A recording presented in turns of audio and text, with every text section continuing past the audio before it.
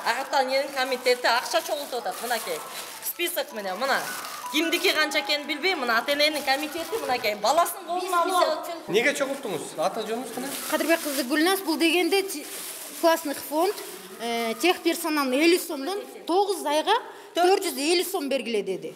Канча балаңыз бар сиздин? Меники 5 балам бар. 200 сомду бере албайбыз, эже. Биз кыйналып турабыз, квартирадабыз деп айттым, Не чара көрдүңүз? Мына 2 жумадан кийин келдик биз. Жетекчи катары эмне чара көрдүңүз? 2 жума болду ушуга. Замечание берилген. Мектептен акча чогултуу программа маселесине Билим берүү министрлиги не кылат деген бир эле суроо менен келдик. Мугалимдер, завучтар, мектептин директору акча чогултканга укугу жок. Чогулт деп айтканга дагы. Чогулт айтканга дагы укугу жок.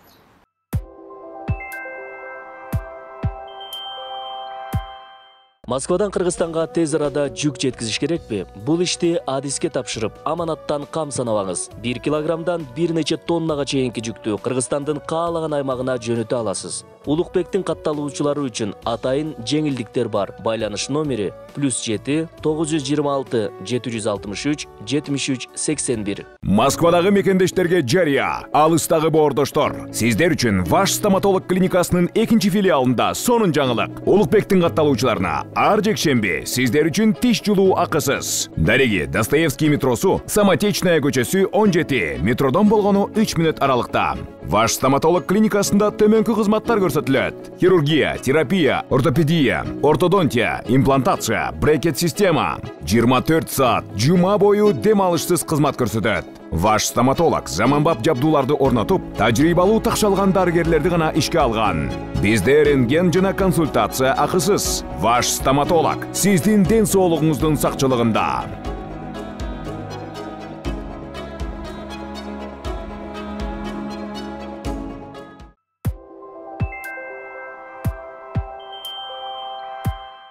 Саламатсыздар, урматтуу көрөрмандар. Биз азыр бул жолку чыгарылышта мектепке байланышкан, мектептеги кайрылуулардын, ошол жактан түшкөн даттануулардын өзөгүнө көңүл буруп, көйгөйдүн тамыры кайсыл жакта, мектептен түшкөн даттануулар жөнүндө бул жолку берүүнү баштап атабыз.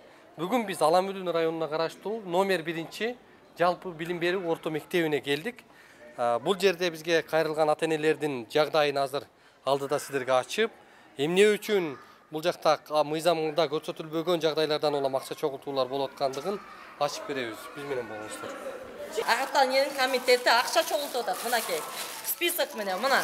Кимдики канча экенин билбейм, мына ата-эненин комитети мынакей. Баласын колуна алып, мынакей, мени тапсаң. Сиз ата-энелер комитети? Баласын колуна көтөрүп алып, буга эмне муктажбы? Нет, Муктаждыкпы? Ичинеке чырылдаган баласын көтөрүп алып, монда акча чогултуп жүрөт, эже. Түшүндүм мен. Канча сом чогултуптуруңар? Бул башка эле, Бул башка, еще үйдө калды. 10 000 сом бар. Үйдө 10 000 сом. Ооба, бул жерде 5 000 сом. Бу жерде 5 000 сом. Үйдө 10 000 сом бар. Үйдө 5 000 сом, 10 000 сом. 15 000 сом. Жарым ай эле болду бул. Неге чогулттуңуз? Аты жөнүңүз кана? Кадырбек кызы Гүлназ, бул дегенде классный фонд техперсонал 50 сомдон 9 айга 450 сом бергиле деди. Канча балаңыз бар сиздин? Меники 5 балам бар. Ушул школда 3 балам окуйт. Ким айтты сизге аны? Директор мугалимдерге айтат. Учитель бизге келет да, мына монун директордун эмеси кагазы деп бизге көргөздү. Ошол жерде жазылган копилка, классная копилка, акчасы жок. Бирок выше 200 сомов деди. Ушундай чогултасыңар. Директор айтты. Директор мугалимге айтты. Мугалим бизге айтты. Кана сиз акт түзбөйсүзбү? Эмнени кылып атасыз? Мугалимдер чакырып бермечи ким айтыптыр билели. Буйрукту көрсөттүңүз. Когда я была у вас на собрании, сер айттыңар, ата-энелер чечкенде. Кана ошол мугалимиңиз кантта? Ата-энелер чечкенде кайерден? Эже, мына могу жерде турасыз. Эже, могу жерде турасыз. Мен да турам. Могу жерден эч жака кача албайсыз. Берди мен сиздин бетиңизди жасай албайм, эже. Кичине совесть имейт этиңиз. Ата-энелер эч качан бир сомдон лишний чыгаргысы келбейт. Балам үчүн беребиз биз, эже. Сиз мен улуңуз. Ошондо сиз деген эмне деп айттыңыз? Не деп айттым? Не деп айттыңыз? Мугалим уже не может да? Сиз монтуп келип алып, жылынып келип. Силерге ким айтты деп? Силерге ким айтты? Эже башка ата-энелер, мисалы, менин жулунганымды, кыйкырганымды, айтканымды уккан да эмес. Просто жумушта болуп атат. Жөн эле акча чогулткула деп мугалимдерге айтып коюңуз. Андай дагы эмес. Мына сиз дагы ошо бар азыр ата-энелер жумушта болуп атат, эже. Андай эмес. Мугалимдер өзү Калп айтып атабы ошондо бул жак? ата-энелер өзүнүн классында Чечпейт. родительдердин 100% родительдин 20% келди. Siz emekeniz de komitetin төрайымы ekeniz, he? Ооба. Nelerge çoğult деп атат булар өзү? Класстык фонд бул 250, 500 деп чечишкен. 250. Шуну ата-энелер өзүңөр çoğulтабызсыңарбы же? Айтты, мугалим айтты. Мугалимге директор айткан. Ушундай кагазы бар. Ак кагазга жөн эле жазып алган. Биринчи, экинчи эмне список керек. Эмне алат? Ручкадан өйдө алып бергиле. Ручкадан өйдө. Ошо класстык фондко. Удлинитель. Ошондон өйдө алып бергиле дейт. Биз бияка балдарыбыз телевизоргөлгөнү келеби же сабак окуганы келеби? Биздин балдар артка калып калды. Уборщица мурда күнү келип мага 10 метр тряпка алып кел деп өзү айтты. 10 метр. 10 метр тряпка эмне алат? Бир класска 10 метр. 2 класс эртең менен түштө биз 2. Эми көрөлү. Кана? Азыр кагаз алып келишсин мен. Класс жетекчиси. Кана эми канча сомдон чогултуп атат азыр? Жанагы. Ошону айтып атам. Кана ата-энелер. Кана жана титирейт. Мына. Ошону сурап атам мен дагы. Муну. Мугалим берген. Мынакей. Классный фонд 100 сомдон. Кана решение. Классный фондко кана решение. Выписка из протокола номер 1 вот такого-то. Кимдер булар? Фамилия аты жок. Решили доплачивать техническому персоналу в размере. Это вот эти родители, 14 родителей. Да, и следующий емекен. Прекратить классную копилку за соблюдением чистоты в классе решения родительского собрания. Общественное объединение поддержки школы добровольные. Из республиканского бюджета 7 сомов питается 34 человека. Ознакомить родительского собрания под 80%. Биз азыр мектепке киргизгенде коррупцияны айткан жокпуз. Наркы беркилерди айта элекпиз. Биз ичиндеги моундай не дейбиз эми мындай бандиттердин поведениясы болуп калат. Бандиттер гана ушундай чогултат монтип налог салат. Сөзүңүздө туура эмес, туура эмес. Мындай көрүнүш бүт мектепте республикада бар. Андай айтып дедиңиз. Туурабы? Анан мен сизге айттым, эмне себептен биз отказ жасабыз? Өкмөттүн тамагын жейбиз. 200 сомду бере албайбыз, эже. Биз кыйналып турабыз, квартирадабыз деп айттым, Бизде бир бала окуса, сизге сүйлөгөн жок. 2ден, 3дөн, 4дөн балдар окуйт дедим, Ошондо сиз коридордон эмне дедиз? Видеоңуздан бери бар, эже. Отказ жазгыла деп туруп басып кеттиңиз. Анан сиз өзүңүз ордуңузга өзүңүз жооп бере албай, пол жуган аялды коюп койдуңуз. Мындан сурагыла деп. Эшиктен ал бизге түшүндүрүп берди сиздин ордуңузга. Өкмөттүн тамагын жейбиз. 200 сомду бере албайбыз, эже. Биз кыйналып турабыз, квартирадабыз деп айттым, Бизде бир бала окуса, сизге сүйлөгөн жок. 2ден, 3дөн, 4дөн балдар окуйт дедим, Ошондо сиз коридордон эмне дедиз? Видеоңуздан бери бар, эже. Отказ жазгыла деп туруп басып кеттиңиз. Анан сиз өзүңүз ордуңузга өзүңүз жооп бере албай, пол жуган аялды коюп койдуңуз. Мындан сурагыла деп. Эшиктен ал бизге түшүндүрүп берди сиздин ордуңузга. Анан эже ошондо эмне себептен эмнеге отказ деп жаздыңыз? Мындай эми. Бизде кайсы тамактан отказ кылыш керек? Родительский, который из родителей от проекта. Мен айтат, да, эгерде турсаң эми, менде болот. Мен анткени количество детей берип турам да. Ошон үчүн мен айттым, мен заявлениялар менен жазбайсыңар, жазбай эле койгула, потому что мен количествону аламын. Мейли отказ берсеңиздер, отказ бергиле, бул добровольный деп айттым. Анан кийин эле кайра барып эле мага сөз берип до конца түшүндүргөн жок. Мен тек персоналдын завхозу менен келаткан, ошол элекке кеттим, мен сабакка кеттим. Мына эми райондук билим берүү. Атайын буйругубуз бар. Лебединовка. Ооба, биздин айыл өкмөт эмес, бул деген Аламидин райондук билим берүү бөлүмү. О незаконных денежных сборах в общеобразовательных организациях полностью. Нелерди айтып бериңиз? Директорам школ обеспечить неукоснительное исполнение закона об образовании в части доступности образования, это бесплатное образование, провести разъяснительную работу среди педагогических работников общеобразовательных организаций о недопустимости незаконных сборов денежных средств с родителей учащихся для общественных фондов и других некоммерческих организаций. Запретить руководителям и администрации организаций осуществлять незаконный сбор денег, в том числе для общественных фондов и других некоммерческих организаций. Организовать почту доверия, провести разъяснительную работу среди родительских комитетов по вопросам незаконных денежных сборов. Запретить душу. Сиз мына нулевой класс экен. Аларда ата-энелер барбы? Комитети? Комитет жок. Болуш керек. Бул ким жазат? Ким болот деп айтты. Мына комитет жок экен мына. Чакырам, бул нулевой класстын мугалимин да чакырам. Мугалим 50 сомдон чогултуп кала деп атат. Неге? Эже, мындай кандай? Siz ayttыңыз баны? Жоқ, бұл родительдер сами решают. Бизнес. Жоқ, родительский комиссия жоқ, комитет жоқ ал Жоқ, жақта. эми макул, эми родительский комитет жоқ экен. Ошо Мұғалім родительский сурап. комитетти бирөөнү айтат. Мен бүгүн окуп атам, мунучу бүгүн билип атам. Булар эме Кто у вас родительский комитет, общешкольный? Ооба. Где он? Общешкольный родительский комитет бизде Исакунова попечительскийдики. Ал эми общественное объединенияныкы Токтогазиев Курманбек, Кайрат Курманбекович. Ал постоянно жыйналыш өткөрөт. Өткөндө начальник класстарга өткөргөн. Келгенсиңер, э? Баягы, жок, мен жок болчумун эже. Жок болчусуң. Ошондо мен келсем ошо суроолорду берет элем эже. Мен качпайм мен иштикке. Эми муналар качпайт. Эже, жанагы мен сизден сурайын дегем.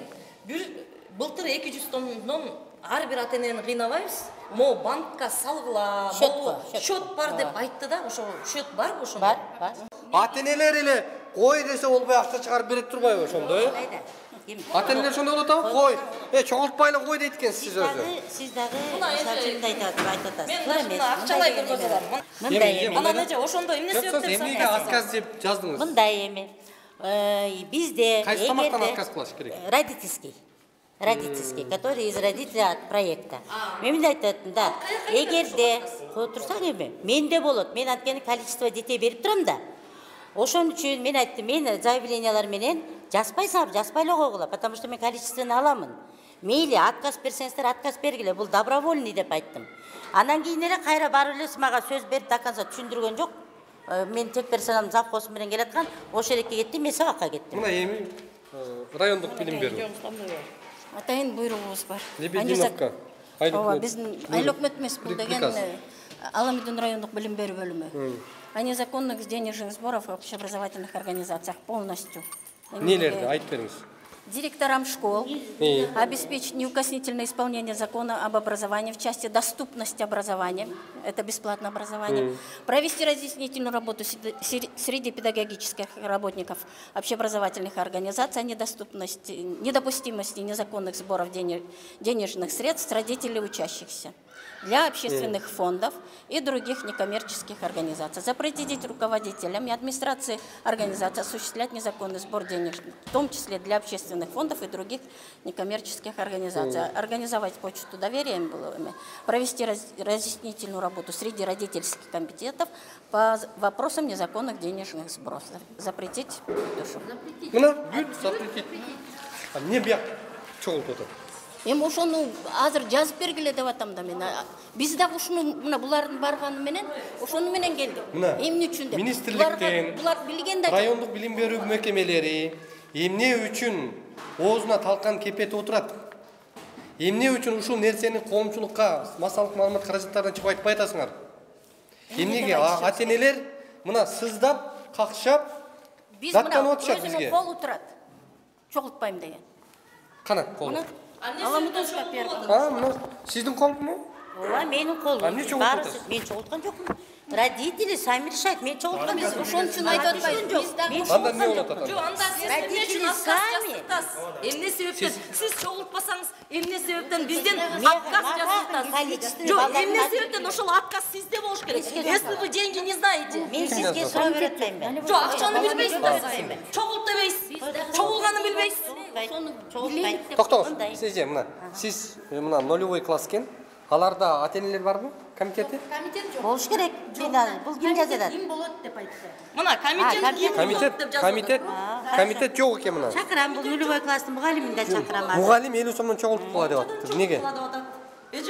Сиз айттыңыз баны? Жок, бул родительдер сами решают. Жок, родительский комиссия жок, комитет жок ал жакта. Эми макул, эми родительский комитет жок экен. Ошо Мугалим родительский сурап. комитетти бирөөнү айтат. Мен бүгүн окуп атам, мунучу бүгүн билип атам. Булар эме У вас родительский комитет, общешкольный. Ооба. Где он? Общешкольный родительский комитет бизде Исакунова попечительскийдики. Ал эми общественное объединенияныкы Токтогазиев Курманбек, Кайрат Курманбекович. Ал постоянно жыйналыш өткөрөт. Өткөндө начальник класстарга өткөргөн. Келгенсиңер, э? Баягы, жок, мен жок болчумун эже. Жок болчусуң. Ошондо мен келсем ошо суроолорду берет элем эже. Мен качпайм мен иштикке. Эми муналар Эже, жанагы мен сизден сурайын дегем. Былтыр 200 тоннон ар бир ата энени кыйнабайбыз. Мо банкка салгыла, счет бар деп айтты да, ошо счет барбы ошондо? Бар. Ошондой эмеде барбы? Немеде? Исполнительный директор, да? Барбы ошондой? Исполнительный директор общественного объединения развития и поддержки Аламбутунской средней школы номер 1. Ошондой объединение ачылган. Былтыр жайында. Все, ошол эрекини родительский комитеттер өздөрү отуруп алып чечишкен. 100 сом айына деп. Анын счету бар. Физлицо. Бүт бар да. Ал качып кетсе не болот жоголткан? Жок, качпайт. Ал юридический, нотариус, бүт бар менен документально келген бала. Иштеп жаткан бала. Булар ата энелер билишет, өздөрү общий шайлашкан. Келбей калышса булардан жыйнашка келишкен эмес. Келгендер көрдү да. Бир айда капелкеге 100 сом дейт, техничкеге 50 сом дейт, 250 сом дагы бирдемеге былтыр 800 сомдон төлөп бергенбиз. Бийил 9 айга 900 сомдон бересиңер деп атат. Канча балаңыз бар? 2 балам бар. 2 балаңыз. 900 сомдон берсе 1800 сом беребиз бир бергенде. Андан сырткары аймай тамакка төлөш керек 200 сом. Bir balama tamak 200 сом бердим акча. Ага тамак берип отур. Берки кызыма тамак бербедим эле, мо ызычуу башталганыча. Акча бербесе мен буга нан чейли берип коет. Компот менен нанбы? Тамак бербейт эти, ал 2 жолдан бери. Барса балдардан сурап атам да, кимиң тамак ичип? Беркиге 200 сом дегенде бердим. Ал тамак ичип атат. Кызыма бербейттир. Акча бербейт экен булар деп. Биз дигилерди закон менен көрсөк, ысык тамак өкмөт бериш керек экен. Бул жагдай боюнча акт түзүлдү. Баарын көзү менен көрүп, баары ата энелер көзүңүзгө далилдер менен айтып берди. Кандай жыйынтык чыгарасыз эми? Жыйынтык болгон кемчиликтердин баары жоюлат. Бардык жерде эле ошондой да. Кемчиликтер жоюлат. Мен азыркы учурда, азыркы моментте эле жоюлат. Бүгүндөн баштап жоюлабы? Жоюлат. Болгон эмес, просто эле бул ата энелердин эң немеси көйгөйү бул мектеп чыгарылып айтылган жок, өзлөрүнүн классындагы болгон сөздөр. Ошолор эле ушул биз жакка чыгып кетти, администрация. Сиздер келдиңиздер. Урматтуу көрөрмандар, биринчи мектептеги жагдай боюнча маселени кандай чечим кабыл алышты, ошол күнү түзүлгөн актынын жыйынтыгы эмне менен бүттү? Ошол маселени сураганы келдик. Азыр биз ошол райондук билим берүү мекемесинин жообун угабыз. Сау. Ким жетекчи бuyakta? Келсеңиз.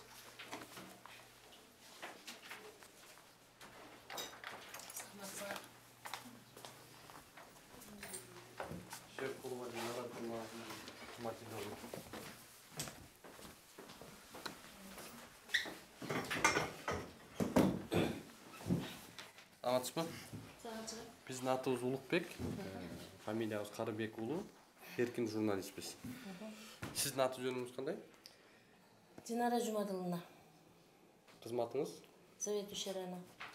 Билим берүү борборунун жетекчиси. Аламүдүн районунда. Биринчи мектеп боюнча маалыматыңыз барбы? Бар. Буга чейин сиз бир кызматкерди жибергенсиз.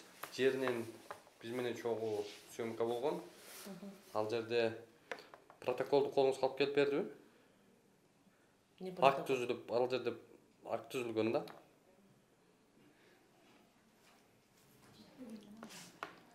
Сиздин колуңузга кызматкериңиз актын алып келип бердиби? Алып келип өзүндө тиркелүү болуш керек, азыр эмеге кетти мероприятияга. Өзүндө тиркелүү деген кандай? Папка болот атайын. Наталья Евгеньевна.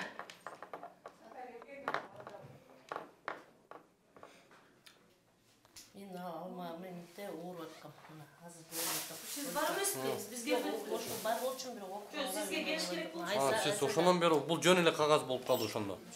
Мага берген эмес да, берген эмес. Сиздин кызматкерлер кайсы бир жерде ушундай алишемдиктер болуп атса, акт түзүп, аны алып келип сиздин колуңузга бербейби? Өздөрүндө кармап, анан айдын аягында отчет кылып беришет. Айдын аягына чейин ал өрттөнүп, күйүп кетсе эмне болот? Маселе.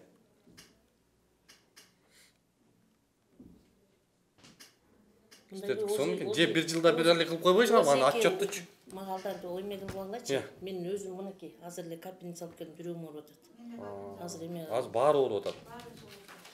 Мага Озик айтты, я в курсе, бул жөнүндө в курсе. Эмне экен? Жанагы сбор боюнча. Дагы нелер жөнүндө айтылыптыр? Сбор. Андан башка маселе жок экен. Уну баягы эле мен тиги Озек айтып буларды айтып келди. Жок, Озек эмес, детально карабайсызбы, кайсы нерселер жазылыптыр? Сизге кызыктырабы? Бул нерсе? Я. Эже.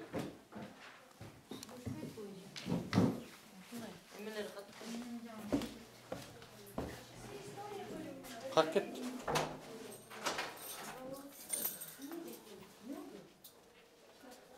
Siz ооруп атасызбы? Жебеден келген, жаңы эле капельницадан келген.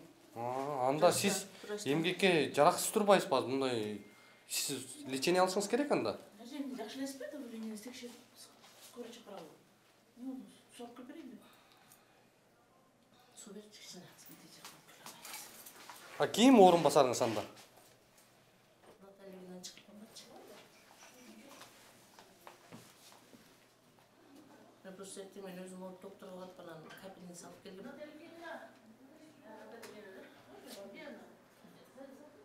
Не болот муну? Бул боюнча чара көрөбүз деп едим. Азыр Не чара көрдүңүз? Мына 2 жумадан кийин келдик биз. Жетекчи катары эмне чара көрдүңүз? 2 жума болду ушуга. Замечание берилген. Не замечание? Ошол замечание кагаз барбы? Мен балам кайра эле башталды. Кайра эле башталды. Мына кайра эле ошол, кайра эле ата-энелер мына чыга албай атышат азырчы. Баарыбызды баягы күнү жыйым кылып туруп, баарыбызды кырылыштырып салды Афганистан кылып. Ал директорчу Айзада. Биз арам чыгып кеттик, Улукбек. Мен эже бир гана Алладан корком, башкадан коркпойм мен. Бетке сүйлөйм. Депутатым көтөрүлдү дебедимби? Мен Эже, зачем нам конкурс, когда такой человек там сидит? Зачем? Эже, ушуну кылбай, мону бир чечим кылыңыз да. Повар болсо кыйкырып коюп. Нан берип атат эже булочканын ордуна. 100 грамм компот берип атат 200 граммдын ордуна. Балдарга жаман обращение кылып атат. Тигине дагы эле сатылып атат жанагынын баары. Канакей жыйымыңар. Сатылып атат эже. Сиз жооп берип коюңуз, эже. Азыр мен өзүмө келейин. Ооруп атсаңыз анда эмеге чыкпайсыз. Оорунбасарыңызга бериңиз, иштесин. Биз эми 2 жумадан бери жүрө беребизби? Акча дагы эле чогулуп атат. Бул эмне деген ушундук? Мына ата-энелер ыйлап атат. Балдарына баарына акча таппай атат. Квартиранын кымбатын айтпаңыз. Жок, пока акчагана төлбөйсүз. Эки ата-энемесиңер бүт бар, жашынып атат баары. Бир эле баракка 2 чыгарып бериңиз. Могул атнабы? Билбейм, жүрөбүз тарысын алып таштагансаң эмне кыласың? Улукбек сразу печать бастыртсам, без печати айтат уже документ катары чытай кетишпейт экен, печать бастырчы. Уже сотко да бул кетет да, печать мененчи. По закону уже с печатом это уже конкретно да. Печать ушактан бастырып ал. Сизби бул жакта секретарь? Печать только Балдардын видеосунан бери ошол нерсе. Школго киргизбейт вообще, алыстан эле чыгарып салабыз деп. Кетип калат керек, булар квартирада турат. Улукбек эмне балдарды чыгарып салганга укуктар барбы булар? Сурайлычы ошол каяктан калган укуктарды экен ал. Охрананы милиция деп чакырып туруп. Милиция менен да коркутуңуз жазып. Коркутуп үйүбүздүн адресибизге чейин. Булар кандай болуп келген? Участковый экен, ошо аэропорттун участковый экен ошо жакка. Мен аны билбедим, Асылбек деген участковый экен. Мен ошондо калсалап давление болгонун барам дебейт.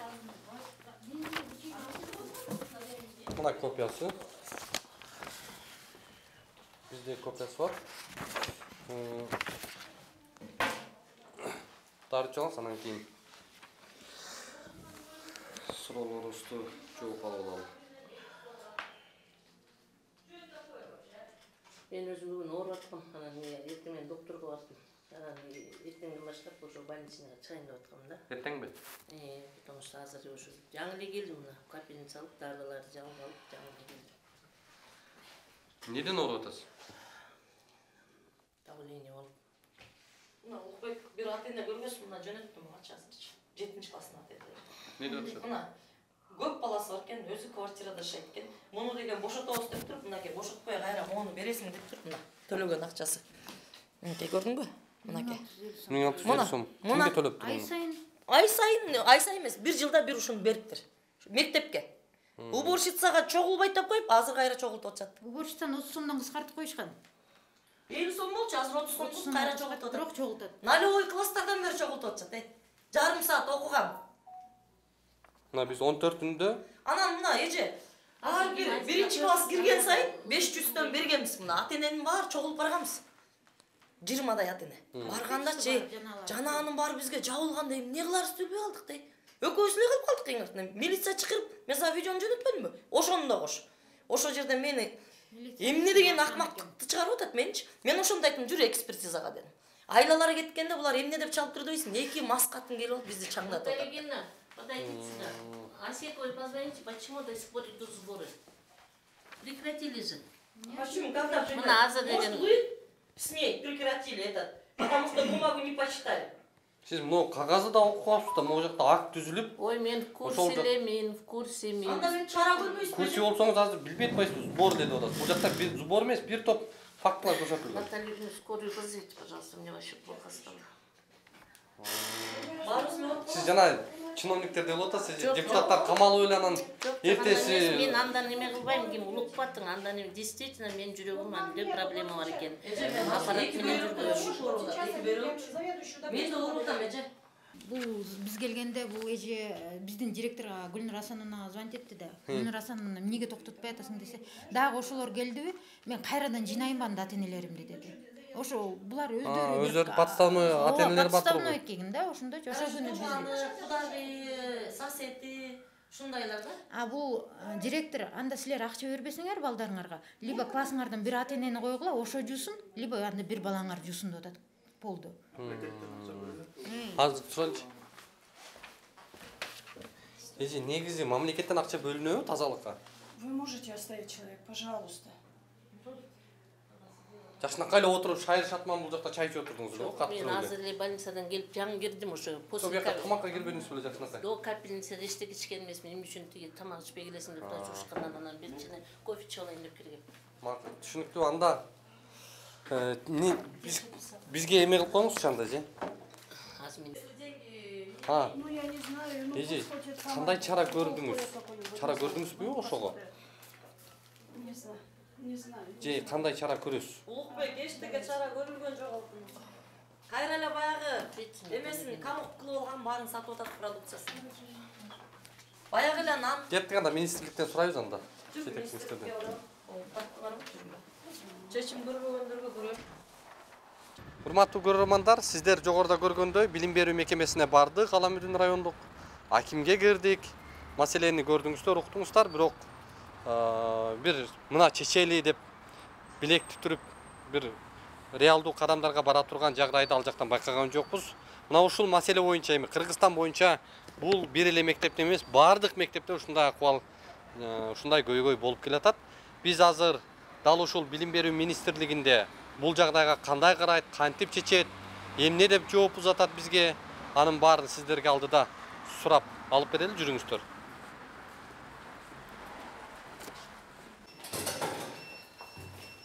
Сиздин аты жөнүңүз ким? Нуржигит. Фамилияңыз кандай? Мырзабеков. Биздин атыбыз Улукбек, фамилиябыз Карыбеков. Сиз пресс-служба турбайсызбы? Ооба. Чү дегенде эле азыр президенттин башкы саясаты коомчулук үчүн ачык болгула. Ооба. Коомдун маселесин мындай атаңа бар, энеңе бар кылбай, өз кезегинде тездик менен, ылдамдык менен чечкиле деп атат да. Бул башка маселе. Мына чү деп киргенде эле могу жака кабыл алуу бөлүмүн коюпсуңар. Бул адамдарга эмне үчүн, эмненин негизинде мынтип койдуңар? Жарандарга мисалы үчүн бизде кайрылуулар абдан көп болгондугуна байланыштуу кезекке туруп бир күндү белгилеп ошол күнү келе алсаңыз болот деген. Бул күн адамдар билим берүү министрлигине келет экен да, бир күн кезекке туруп жазылып коюп, эртеси күнү келип маселесин бүтүрүп кетеби?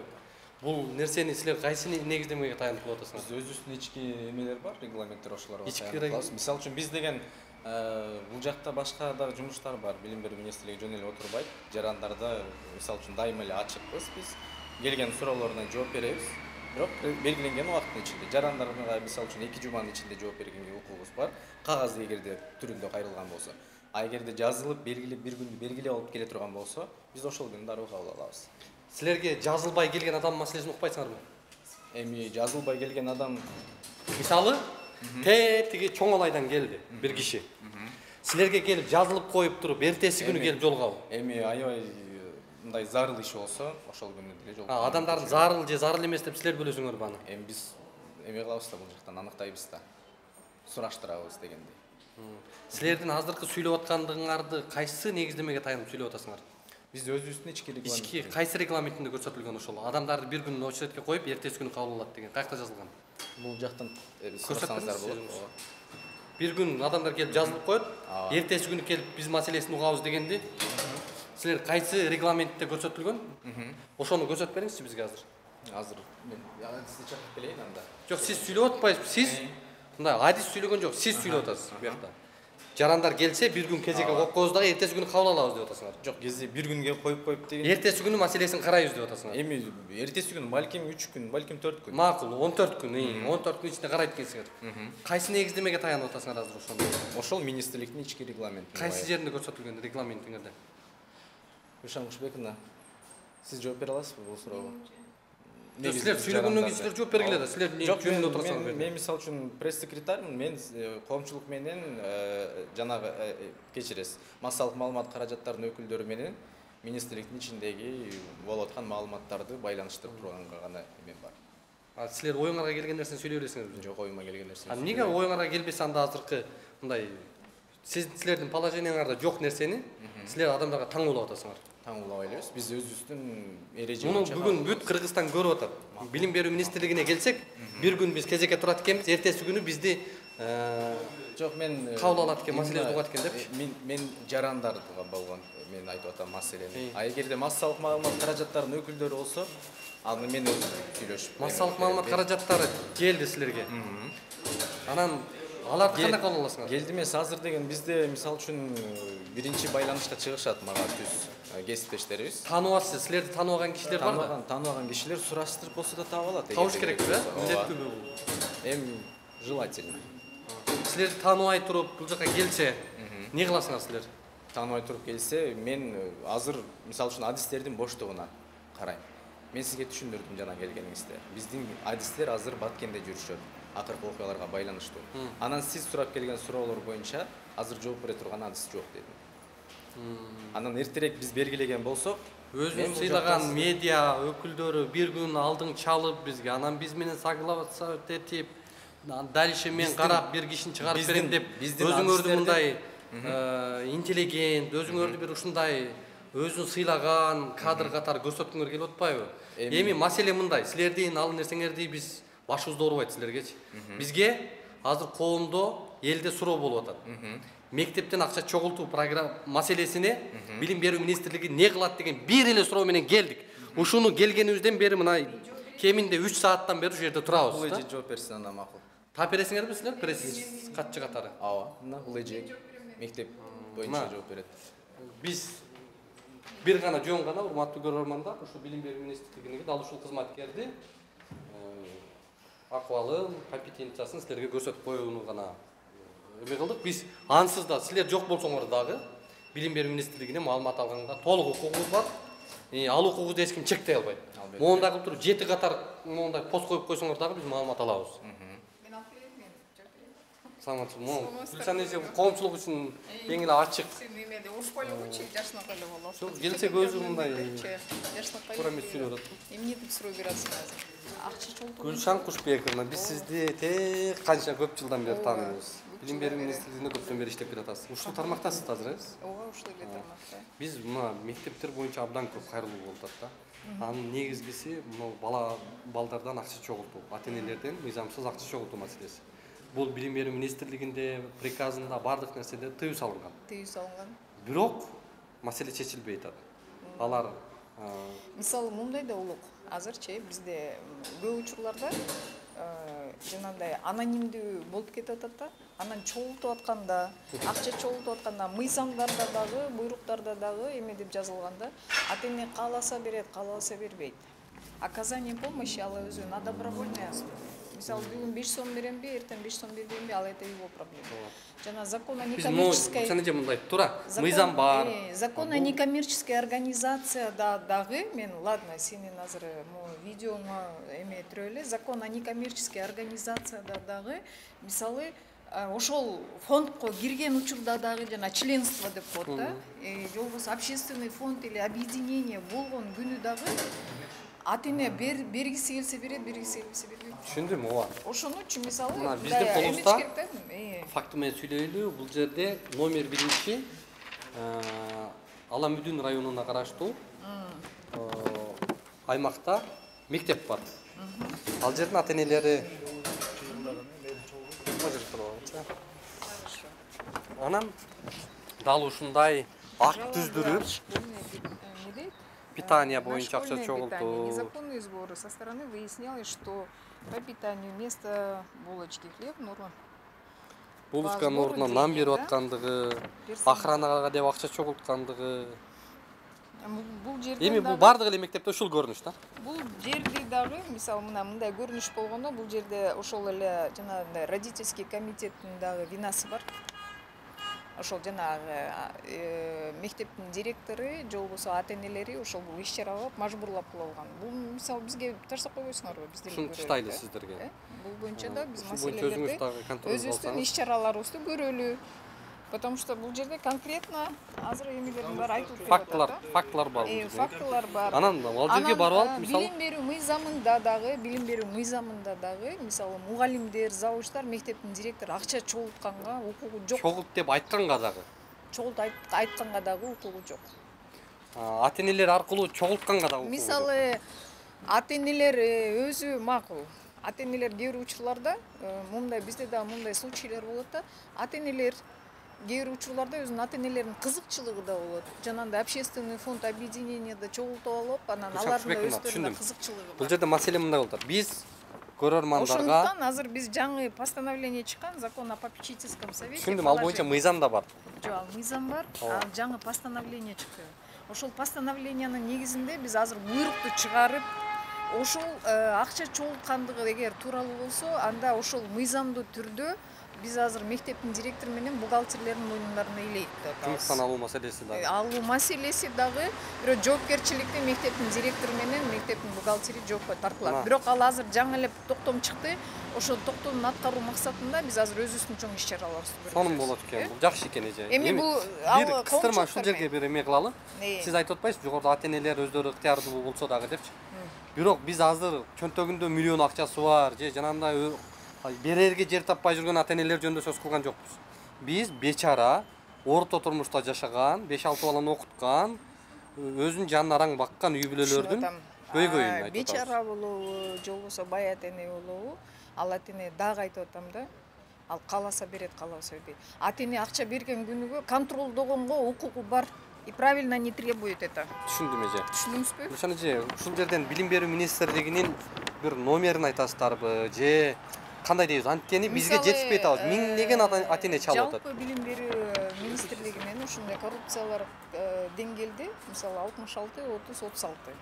Бул өзүм мен личный приемный кабинетимде болот, бирок кээ бир учурларда мен мисалы жанагындай сыртка чыгып кетем, же болбосо телевиденияларга же жогорку кеңешке кеткенде анда албай калышым мүмкүн. Бирок время от времени биз ошол телефондун үстүндө иштеп эле, коррупциялык схемаларды карап эле биз иштешебиз. Ата эне ар бир ата эне менен биз дагы өзүбүздүн иш чараларыбызды алып барабыз. Поэтому это незаконные поборы. Есть поборы, да, мындай законный, мыйзамдаштыруу, мындай туура чогулткан акчалар бар, туура эмес чогулткан акчалар да бар. Мисалы ар ким кээ бир учурларда мектептин директорунун өзүнүн кызыкчылыгына чогултуп коюшат. Ошондуктан бул мыйзамдуу чегинде азыр дагы биз ошо негизи нормативкалардын билим берүү мыйзамында, мектеп программасында акча чогултуу деген барбы жокпу? Жок. Мына көрдүңүздөр, урматтуу көрөрмандар. Конституцияда дагы, билим берүү мыйзамында дагы жанагындай баары акысыз. Андан сырткары дагы бир кошумча суроо. Анткени биздики социальный блок, хотим мы этого, не хотим, ошондуктан биз булар менен иш чаралардын баарын милдеттүү түрдө өткөрүшүбүз керек. Адамдык факторлор ойноп кеткен учурлар болот, жанагындай правовая безграмотность менен воспользоваться этип кетип атса, булар менен өзүбүздүн иш чараларыбызды өткөрөбүз. Негизи андан сырткары дагы бир жагдай, могу китеп маселеси болуп атат да. Адамдар бүгүнкү күндө ушул ата энелер китепти сатып алып атат, арендага алып атат. Бул кандай болуп калат? Бул эми китеп мыйзамда бизде билим берүү акысыз болуп атса.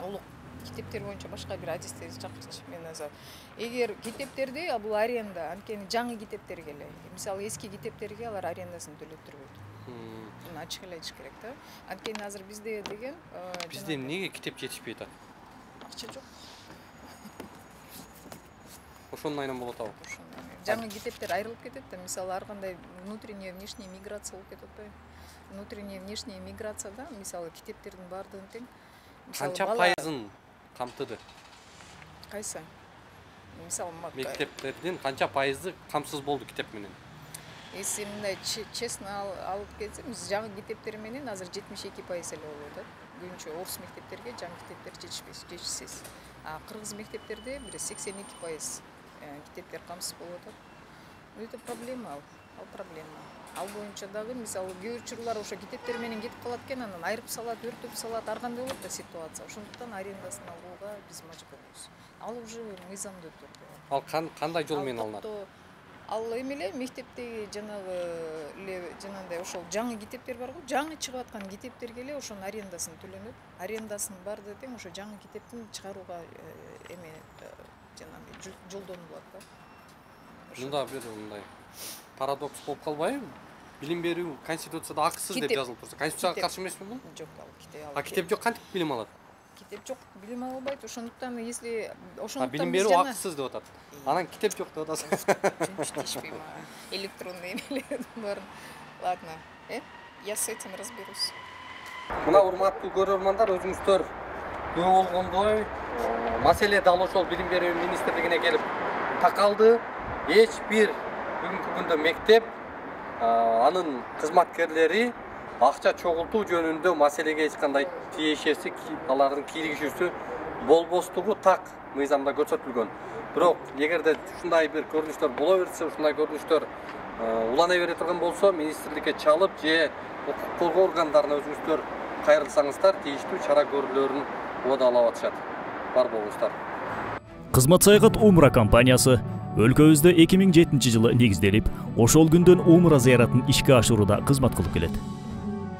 Кызмат саягат Умра компаниясы дүйнө жүзү боюнча 30 өлкөдө кызмат көрсөткөн эл аралык компаниянын Кыргызстандагы филиалы. Компания ачылгандан баштап ушул күнгө чейин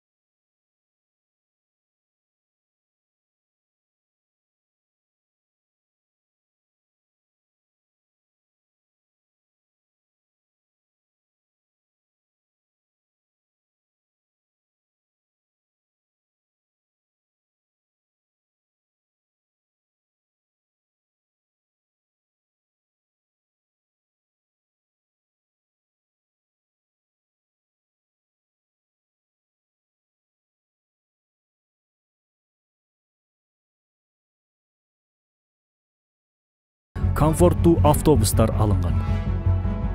Компаниянын эсебинен 4 жолу Худайбия жана Жирани мыйкаттарынан умра амалдарын жасоо мүмкүнчүлүгү бар. Мындан сырткары зыяратчылар үчүн атайын дарыгер кызматы да каралган. Компания тараптан умра китепчеси, желек, 5 литр замзам суусу, фирмалык баштык белекке берилет. Кызмат саягат Умра компаниясы. Мыкты кызмат, толук ибадат.